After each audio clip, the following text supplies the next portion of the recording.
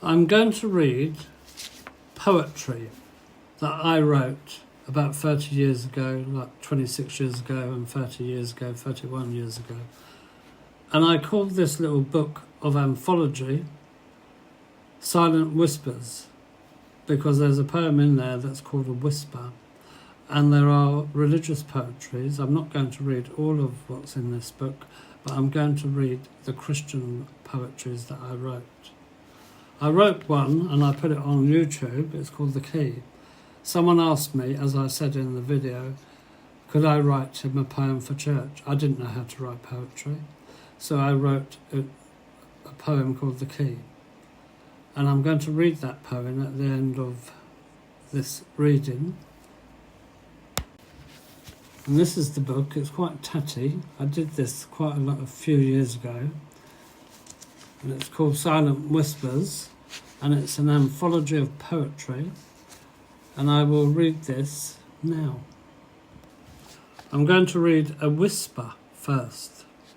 I wrote this because someone died, and to make them feel probably a little bit better about themselves, I wrote this. Hold back the tears. Please don't cry. I'm not far away. Just a whisper. Just a whisper. Just a whisper away. Think of the good times. Don't dwell on the bad. Think of what we once had.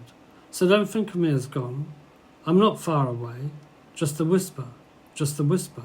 Just a whisper away. When you're feeling low, a little insecure, and nothing seems to go right, you've had a bad day, think of me. Think of me. I'm not far away. Just a whisper. Just a whisper. Just a whisper away. I'm going to read a poem called Calvary. And this is Jesus talking. I was stoned, ridiculed, and robbed of all my earthly goods. I was made to carry a wooden cross, which I knew would be my death. A crown of thorns were placed around my weary head. My arms and my legs were gathered either side. They nailed me to that wooden cross and waited till I died. A man cried out then said, and save yourself if you're truly the Son of Man. Another cried, exalt me, Lord, and lift me up on high. And there beneath that blood-stained cross, there on Calvary Hill, there within the crowds, kneeled a lonely figure, my mother Mary, for she was crying for her dying child. My only crime was to love my fellow man, and this I did with all my heart, as my Father said I should. This is the greatest gift that I possess, not even they could see, not even they could take away, was given by my Father on a hilltop far away, to my brother Moses, and these, his words, I reaffirm today. You shall love the Lord your God with all your heart and with all your soul. And these words which I command you today shall be in your heart. This is a gift no mortal man can take away. No one can break that bond. To love the Lord my God with my undying heart is the greatest gift of all. Amen.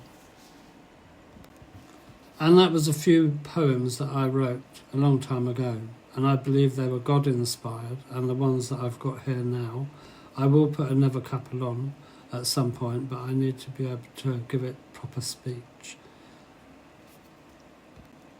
And I will do the key. I'll do the key now, actually.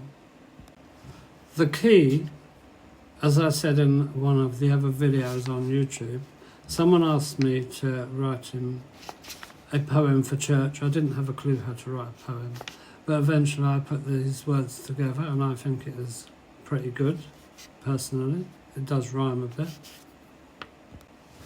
And I also believe that was God talking to me as well, through him.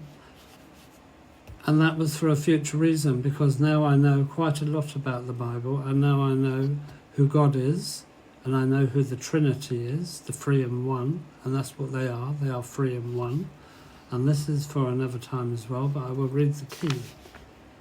Last night I had a vision of a wondrous, wondrous place, where the people walk around with a smile upon their face. Standing there before me was Jesus Christ himself. He said to me, my child, come forth and show yourself.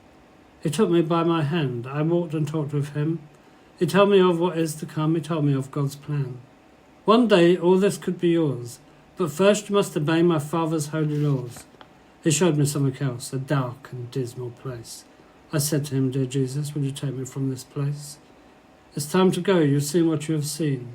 You've seen the wondrous beauty. Go forth and set the scene. Go forth and tell the people. Tell them what you've seen. Tell them who you spoke to. Tell them where you've been. Before I left, you gave to me a shining golden key. I didn't ask what for, but now I know and understand. 'Twas the key to heaven's door. Now I know and understand. 'Twas the key to heaven's door. I'm just going to read this from Google that I just brought up because I like to be correct when I say things. I'm not saying I'm completely correct, but it also says here, according to the Bible, Jesus has the keys to death and Hades, which gives some say gives him control over heaven. Jesus says, I am the living one. I was dead, and now look, I am alive, forever and ever, and I hold the keys of death and Hades. The verse implies that Jesus has the power to give his spirit, rise from the dead, and release his followers from death. So, there you are.